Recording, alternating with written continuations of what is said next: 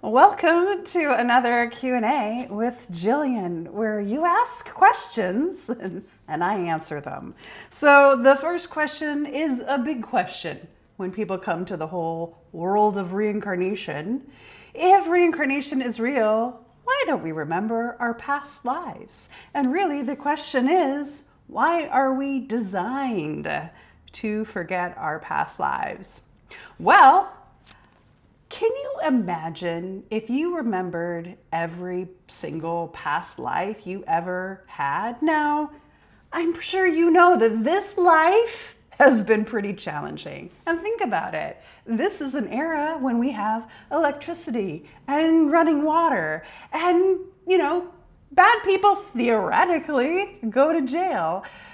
Now imagine that you had a whole bunch of lives, or maybe even not imagine, maybe remember in a way that you actually had all these previous lives when things were not as easy as they are now. And I put that in quotes because I know that this isn't easy, but it used to be even harder. You had even more tragic and traumatic previous lives where you were tortured, you were abused, you were imprisoned, you were stuck in a leper colony all by yourself with a whole bunch of other lepers and were abandoned. That is a lot of trauma to carry around. Don't you have enough trauma in this life? Do you really want to carry around all your trauma from your previous lives? I don't. So that's one reason. That's reason number one. We've got more. Reason number one why you don't remember your previous lives is that you would just be too bogged down with all of the drama and trauma that you had in previous lives, and it would just be hard. It'd be hard to just keep on living at times. And the second reason, which I think is even more important than the last one, is that it is what allows us to play the game. The game that we are playing, this reincarnation, life is a game situation that we're in. Yes, just like the Matrix. We came into form to learn things, to accomplish things, to figure things out. It's like a game we're playing. That's why I'm doing the whole reincarnation is a game series, is because it's the most like, I think, what it is like to live life. So if you think about, you remembered all your previous lives. You also remembered what it was like on the other side before you came here. It would be hard to play the game. So imagine you're playing a mystery game and you already know who did it. You already know how, you already know where. How are you supposed to play the game when you already have the answers? That's no fun. So that is a big reason why you don't remember your previous lives or why you came into form in this life, because you want to play the game effectively. You want to deal with all these challenges and figure them out without already knowing the answer. And if you remembered your previous lives, it might make this one not quite so interesting, because you also wouldn't take it so seriously. When you think this is your one life, it heightens the stakes. Everything becomes a lot more important. These challenges become super real. These relationships become super problematic. When you remember your last 80, 100, 150 lives, you realize these people are just going to come and go, and these challenges are just going to come and go, and you're just not going to be able to take it as seriously. It's not going to feel as important, and therefore you're not going to learn the lessons as effectively. But now here's the thing.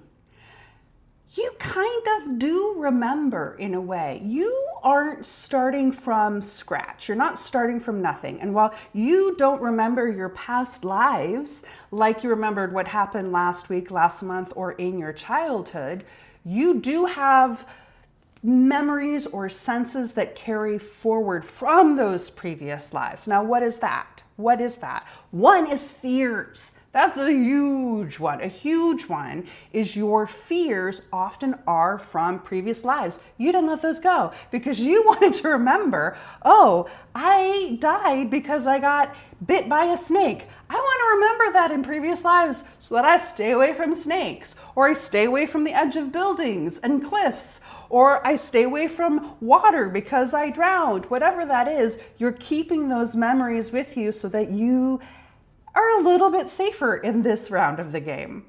And there are other ways that it shows up too, like You'll have a sense of nostalgia or that really yearning or drawn to particular periods of time, to particular types of music from the past, to particular countries.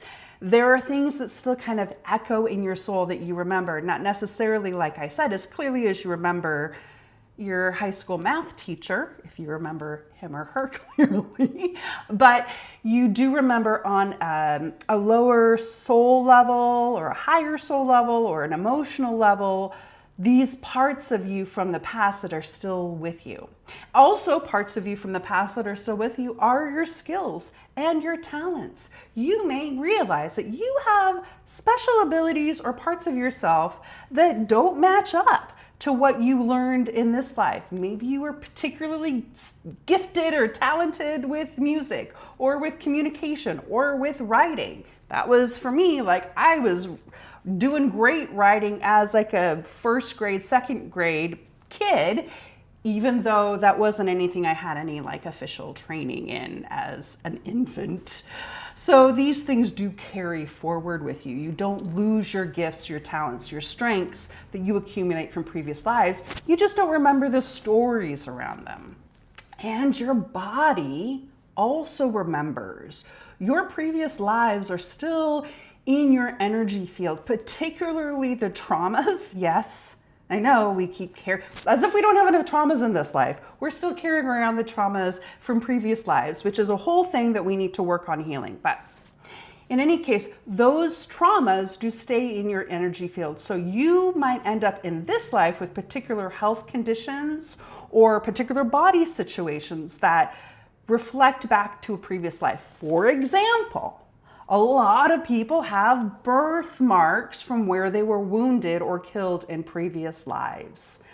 I particularly have like a patch of moles in the middle of my back, which I keep on thinking that maybe there was a spear or a knife that plunged into the back of my heart. That was a very dramatic life that caused me to continue to have these moles on my back. They can also show up in health situations in the middle of your life. Like I have heard and read about people that, let's say they have this really unexplainable pain in their left knee and it doesn't seem to go away and they're seeing all the doctors, yada, yada, yada. And then they go to a past life regression person, a hypnotherapist, and the hypnotherapist does their magic. They remember a previous life where a Roman soldier punched them in the knee or whatever, stabbed them, whatever. And that was the origin cause of their wound, of their issue. And then after they remembered that memory, they release it and then they don't have the pains anymore. This is why past life regression can be very helpful in clearing out those old traumas and wounds so that you do remember them and then you can let them go when you're in this safe, contained space with somebody to help you through it and not just traumatized by it when you're at the lunch counter.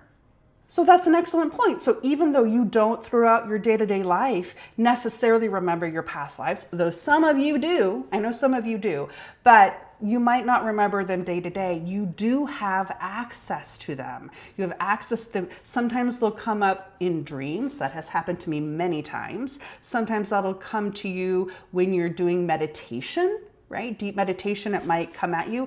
Past life regression and hypnotherapy can be regressed back to those previous memories. There are ways that you can access those memories just because you don't have them in your day-to-day life. And also want to say this part too, we don't remember them as adults, but we did remember them as kids, most of us. Now, you may not remember that you remember, and maybe all kids don't, but there's actually research being done at the University of Virginia. It's the closest thing to science research on reincarnation that exists that I know of, the most official kind of research. And that is actually working with children and what their previous life recall is. There are some fascinating stories when you dig into that. There's one kid who remembered his previous life as a World War II pilot. That's a story that's quite popular. It's a book. There's lots of videos out there, etc. If you just do a little bit of research about children remembering their previous lives, you can learn all about these lovely stories. And so you may have remembered your previous lives when you were children and you just didn't know it because you didn't know it was a past life that you were remembering. For example, this is awful. It was a while as I was an adult being like, did I remember anything when I was a kid? I had this recurring image that would come into my brain as I would go to sleep. This is not great. You're not going to want to hear this, but of like, sorry, again, of like skin being peeled off of a back. It was really horrible and horrifying, like this bloody back. And don't know where that came from. I certainly wasn't exposed to that as a child. And then as an adult, I was like, oh, that must have been some past life trauma. I think that was maybe the Spanish Inquisition past life I had. That's my best guess. Anyway, so they do perk up or come with you when you are a child. And then about the age of 4 to 6-ish is when that veil comes down and you can't access them. So it's always interesting to chat with children to see if they remember anything from their previous lives or the time before they come into form. A lot of them talk about talking to God before they come into form. Apparently God has a little chit chat with us before we pop into our bodies. And we get to pick our mothers and our fathers. That's a whole nother video that I will be doing. To understand this more, how your memories are showing up in this current life, I'm going to recommend you watch this video all about past life nostalgia. It's a fun one. So I'll see you over there and I'll see you next week. Bye.